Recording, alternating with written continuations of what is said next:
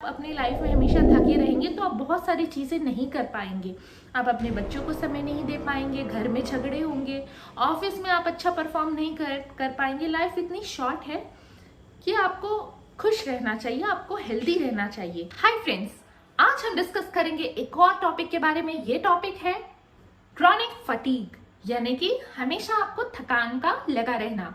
आप कुछ भी करते हैं तो थक जाते हैं, थोड़ा बहुत काम भी करते हैं तो भी थक जाते हैं, कुछ नहीं भी करते हैं तो भी आपको हमेशा थकान बनी रहती है। ये अक्सर लेडीज में होता है। तो ऐसा क्यों है, इसके क्या कारण है, इसके मैं आपको मेडिकल कारण बताऊंगी और साथ ही मैं आपको बताऊंगी कि इसका इलाज क्या करें, कैसे अपने आप को इम्प्रूव करें ताकि आप इस समस्या से निजात पा सके।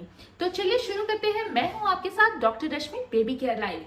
सारे हेल्थ अपडेट टाइमली पाने के लिए आप हमें सब्सक्राइब जरूर कीजिए।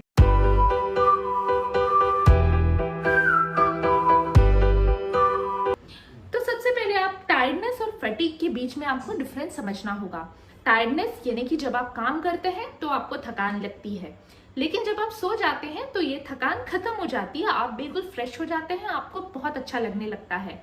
Fatigue on the other hand, आप चाहे कुछ भी कितना भी आराम कर ले, 10 घंटा सो ले, 9 घंटा सो ले, कुछ भी ना करे तो भी आपको थकान बनी रहती है, हाथ पैरों में दर्द लगता है, कुछ काम करने में मन नहीं लगता है। इसे हम कहते हैं फटीग।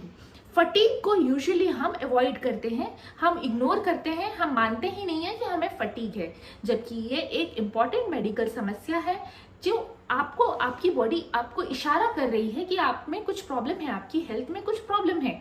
आपको वो इशारे समझने की जरूरत होती है। हम हमेशा इग्नोर करते हैं कि अरे हमने काम किया है इसीलिए हम थक गए हैं, लेकिन आप अपने आप को ध्यान से देखिए कि ये टायर्डनेस है या फटीग है, और अगर है तो किस कारण से। तो चलिए मैं आपको बताती हूँ कि क्या क्या कारण होते हैं क्रॉनिक फटीग के। तो जो सबसे मोस्ट कॉमन कारण होता है वो है अनीमिया। अगर आपके शरीर में खून कम है तो सोचिए कि आप क्यों नहीं थकेंगे, क्योंकि जो खून है, जो हमारे रेड ब्लड सेल है, वो ही पूरे बॉडी में ऑक्सीजन पहुंचाते हैं जिससे हमारे शरीर में एनर्जी आती है। अगर एनीमिया रहेगा तो आपको थकान हमेशा बनी रहेगी। दूसरा जो इम्पोर्टेंट कारण है वो है हाइपोथायरॉयडिज्म। थायराइड की बीमारी इंडिया में वैसे बहुत कॉमन है और हाइपोथायरॉयडिज्म बहुत कॉमन है। अगर किसी को थायराइड है तो वो हमेशा थकान फील करता है। तीसरा जो इम्पोर्टेंट कारण है वो है रेस्टलेस लेग सिंड्रोम। इसके बारे में भी मैंने एक वीडियो बनाया हुआ है, वो आप जरूर देख लीजिए। चौथा जो इम्पोर्टेंट कारण है वो है डायबिटीज। डायबिटीज भी इंडिया में बहुत कॉमन है, बहुत ही कॉमन है। हमें अक्सर पता भी नहीं होता है कि हमें डायबिटीज है। डायबिटीज की शुरुआत ही ऐसी होती है कि आपका वजन कम होने लगता है, आपको थकान ज्यादा लगने लगती है, आप उसको इग्नोर करते हैं 2-3 साल, फिर उसके बाद जब आप टेस्ट कराते हैं या आपका कोई रूटीन टेस्ट होता है या किसी और प्रकार का टेस्ट होता है तब आपको पता चलता है डायबिटीज है। तो अगर आपको अचानक से थकान लग रही है तो आप थायराइड, एनीमिया और डायबिटीज को बिल्कुल भी इग्नोर ना करें। इसके अलावा पांचवा जो कारण है वो है डिप्रेशन। डिप्रेशन भी एक बहुत कॉमन कारण है जिसकी वजह से हमेशा थकान लगती है। डिप्रेशन में ब्रेन में कुछ केमिकल्स का इम्बैलेंस होता है जिसकी वजह से बॉडी को हमेशा थकान लगी रहती है। चाहे आप कुछ काम करें या आप कुछ काम ना करें, आपको बिल्कुल भी काम करने की इच्छा ही नहीं होती, आपको वर्क परफॉर्मेंस भी पुअर होने लगता है। तो डिप्रेशन भी एक इम्पॉर्टेंट कारण है, इसको भी हम इग्नोर करते हैं, मानते भी नहीं है कि डिप्रेशन जैसी कोई चीज है। और पोस्ट कोविड के बाद तो डिप्रेशन बहुत कॉमन है। डिप्रेशन एक पोस्ट कोविड सिम्टम है और कोविड के बाद कई सारे लोगों को ये हो रहा है, हालांकि उसकी डायग्नोसिस नहीं बन पा रही है क्योंकि लोग अपने सिम्टम्स को इग्नोर करते जा रहे हैं। इसके अलावा एंजाइटी भी एक कारण है जिसकी वजह से हमेशा थकान बनी रहती है। और जो अगला कारण है वो है chronic fatigue syndrome. Chronic fatigue syndrome में बिना किसी कारण के आपको हमेशा थकान लगी रहती है। तो ये जो कारण है ये इम्पोर्टेंट कारण है जिसकी वजह से हमें थकान बनी रहती है।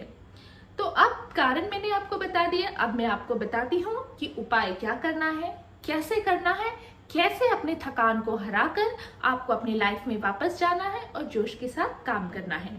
तो बीट आउट टायर्डनेस कैसे बीट करेंगे? हेल्दी डाइट से, ये तो आप सभी को पता है।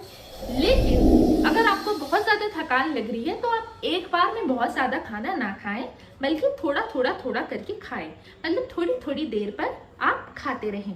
दूसरा, मेडिकल टेस्ट, जैसे मैंने आपको बताया, आप एनीमिया, थायराइड और डायबिटीज के लिए टेस्ट करवा लें। तीसरा, जो आपको करना है वो है एक्सरसाइज। दिन में करीबन आधे घंटे आप मॉडरेट एक्सरसाइज करें। मॉडरेट एक्सरसाइज मतलब हल्की एक्सरसाइज, चलना फिरना, जॉगिंग करना, स्किपिंग करना, इस प्रकार। बहुत ज्यादा हैवी वेट लिफ्टिंग वगैरह करने की जरूरत नहीं है, क्योंकि थकान ऐसी चीज है कि आपको उठने का, बेड से उठने का ही मन नहीं करता है, तो आप एक्सरसाइज कैसे करेंगे।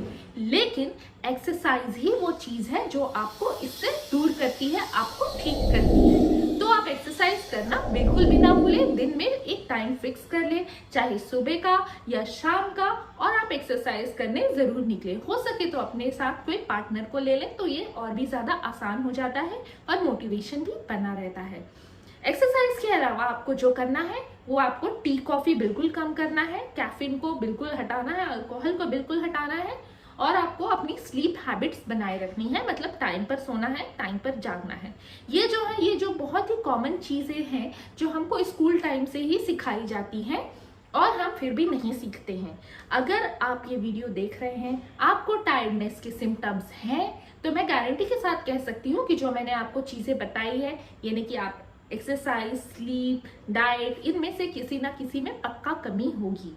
अगर है तो आप उसको ध्यान से सोचिए और आप उस कमी को पूरा करने की कोशिश कीजिए। मेडिकेशन के बारे में, इन्वेस्टिगेशन के बारे में तो मैंने आपको बता ही दिया है। और जो सबसे लास्ट और सबसे इम्पोर्टेंट है वो है हाइड्रेशन। आप बहुत ज्यादा पानी पीजिए, 2.5 से 3 लीटर पानी पीजिए, क्योंकि जब हम डिहाइड्रेटेड रहते हैं तो हमें हमेशा थकान का एहसास होता है, हमें लगता है हम थके हैं, इसलिए पानी का भी बराबर पीना बहुत जरूरी है। अब हम मेडिकेशन क्या क्या लेंगे। अगर आपको एनीमिया है तो आप आयरन सप्लीमेंट्स स्टार्ट कर सकते हैं। आयरन सप्लीमेंट्स कौन कौन से हैं और कौन कौन से लेने होते हैं, इसके बारे में मैंने वीडियो बनाया हुआ है। अगर आपको डायबिटीज है तो आप अपने मेडिकल स्पेशलिस्ट से मिलकर आप अपनी मेडिकेशन शुरू कर सकते हैं। सिमिलरली अगर आपको थायराइड है तो आप अपने मेडिकल स्पेशलिस्ट से मिलकर अपनी मेडिकेशन शुरू कर सकते हैं। तो ये जो है मेडिकेशन और लाइफस्टाइल चेंजेस, मतलब दवाइयाँ और अपने लाइफस्टाइल में चेंज करके आप क्रॉनिक फटीग से, आप हमेशा थके रहने से निजात पा सकते हैं और अपनी लाइफ में वापस आ सकते हैं। अगर आप ये बीमारी को झेल रहे हैं या ढो रहे हैं तो मेरी आपसे रिक्वेस्ट है, आप प्लीज इंटरवीन कीजिए, अपनी दवाइयाँ शुरू कीजिए या एक्सरसाइज शुरू कीजिए। लेकिन क्योंकि लाइफ बहुत शॉर्ट है, अगर आप अपनी लाइफ में हमेशा थके रहेंगे तो आप बहुत सारी चीज़ें नहीं कर पाएंगे।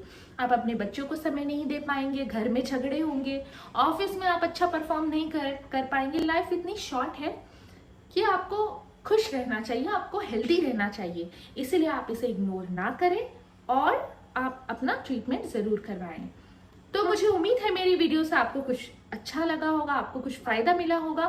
सारे हेल्थ अपडेट टाइमली प्राप्त करने के लिए हमसे जुड़े रहिए। मैं हूं डॉक्टर रश्मि, बेबी केयर लाइव। नमस्कार।